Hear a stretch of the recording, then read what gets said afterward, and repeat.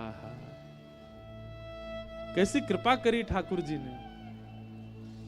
और अभी तक तो मन में ऐसी भावना थी कि एक पुत्र रत्न हो जो वंश बढ़ावे, परंतु अब आज्ञा सो ऐसो भाव आने लगो कि ऐसो पुत्र हो जो या पूरे वंश को ही हरि को बना दे, ऐसो बालक उत्पन्न होए। आहा, इतने सुंदर भाव वर्णित हैं महाप्रभु जी के चरित्र में। तारा मैया के पावन गर्भ में महाप्रभु जी को आगमन भयो।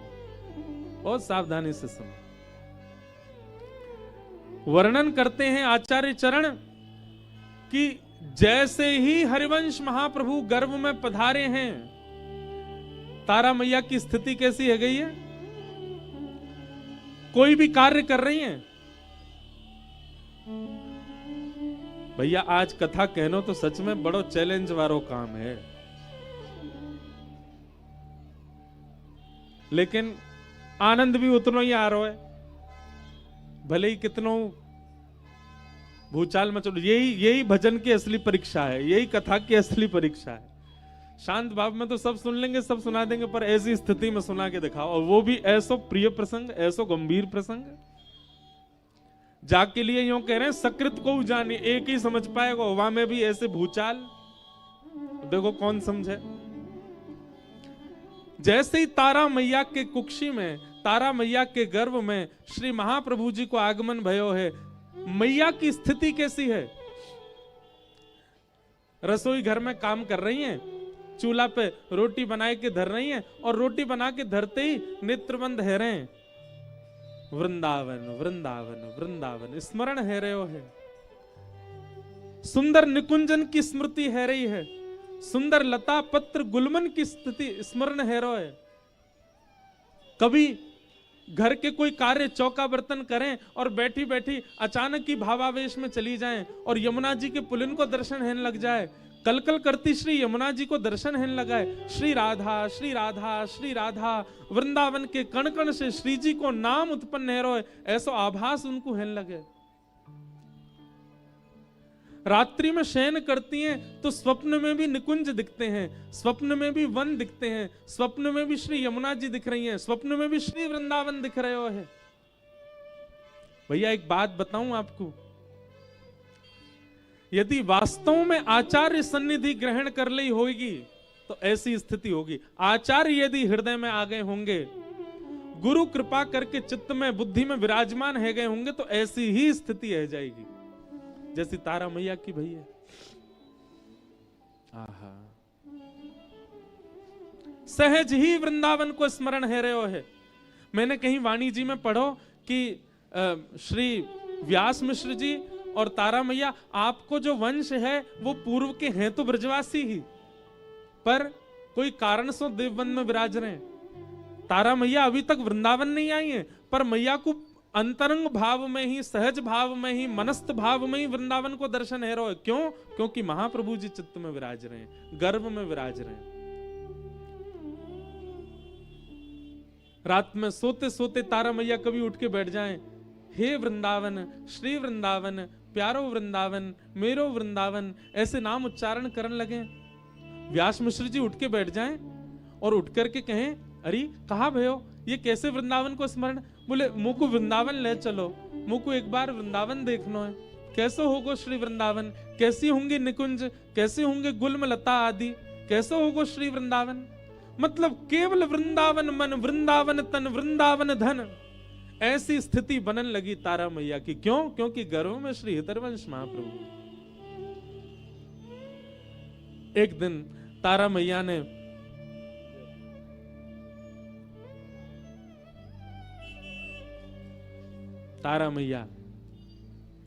व्यास मिश्र जी से कह रही हैं, मुझ को वृंदावन ले चलो। व्यास मिश्र जी कहें, बोले अभी आपकी अवस्था कैसी है, गर्भ में बालक है, अभी कैसे वृंदावन ले चलूं? मैया कहें, मुझे ना पता, बस अब तो वृंदावन ले चलो, एक बार वृंदावन दर्शन करा लाओ। बालक को जन्म है जाएगो, वहाँ के लालन पालन देखभाल में फिर कितने दिना निकल जाएंगे, फिर नहीं जा पाएंगे। अभी मैं संभाल लूंगी स्वयं को, आप मुझको वृंदावन ले चलो। क्योंकि व्यास मिश्र जी एक बादशाह के निर्देशक बने हैं, इसलिए आपने जाकर के बादशाह से कही कि आप कुछ दिन को अवकाश दो, हम अपनी गृहिणी को लेकर के वृंदावन जाएंगे। बादशाह ने जैसी बात सुनी बोले, अरे आप चिंता मत करो, हमें कोई काम से आगरा जानो है और मार्ग में ही वृंदावन पड़ेगो, हमारे संगी चल दियो, हम पूरी व्यवस्था, आपकी पत्नी अभी गर्भवती भी हैं, उनको व्यवस्था की भी आवश्यकता होगी, हम पूरी व्यवस्था लेके चलेंगे, सखी सहचरी समाज सब चलेगो, पूरी सेवा लेके चलेंगे, आपकी गृहिणी को लेके भाव से चलेंगे, तब तक प्रतीक्षा करो, हम जब चले हमारे संगी चलियो। महाराज देखो, जोई जोई प्यारो करे, ठाकुर जी सब भली ही करें। सब लोग ध्यान से सुनियो। अब राजा ने तो यूं कह दी कि जब हम जाएंगे हमारे संगी चलियो। व्यास मिश्र जी प्रतीक्षा करें और यहां तारा मैया रोज कहें चलो वृंदावन, चलो वृंदावन। करते करते महाराज राजा टालतो गयो और समय आयो 9वां महीना ही आ गयो। और तब राजा ने व्यास मिश्र जी को संदेश पहुंचवायो, बोले हम आगरा जाने के लिए तैयार हैं, आप चलो, बीच में वृंदावन पड़ेगा, आप दर्शन कर लियो। व्यास मिश्र जी बोले अब तो समय इतना नहीं है, अब तो अंतिम महीना चल रहा है, कैसे करें।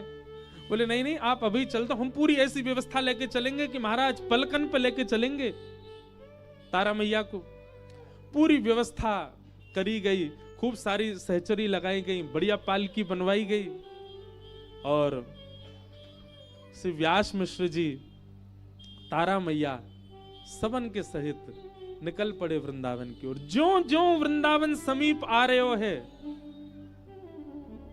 त्यों त्यों तारा मैया के रोंगटे खड़े हो में, मन में आह्लाद उत्पन्न हो, आनंद से प्रेमाश्रु छलक पड़े।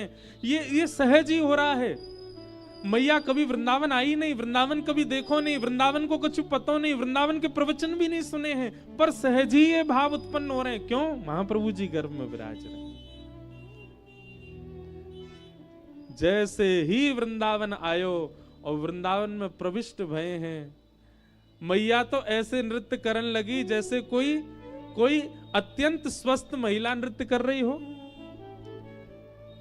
मिश्र जी तो अलग घूम रहे, तारा मैया तो कभी कोई वृक्ष को जाके हृदय से लगा लें, कोई लता को जाकर के स्पर्श करें, यमुना जी को जाकर के नीर बहावें, रज जाके माथे से लगावें, रोम रोम को रज मंडित करने लगी। क्यों? क्योंकि ये स्थिति तारा मैया की नहीं है, गर्भ में विराजमान महाप्रभु जी की है। आज मानो ऐसा लग रहे हो है कि एक युग बाद वंशी वापस वृंदावन आई है। वृंदावन के भाव को निरख करके मानो गर्भ में नृत्य कर रहे हैं महाप्रभु जी। वृंदावन में कोई मंदिर नहीं है, वृंदावन में कोई देवालय नहीं।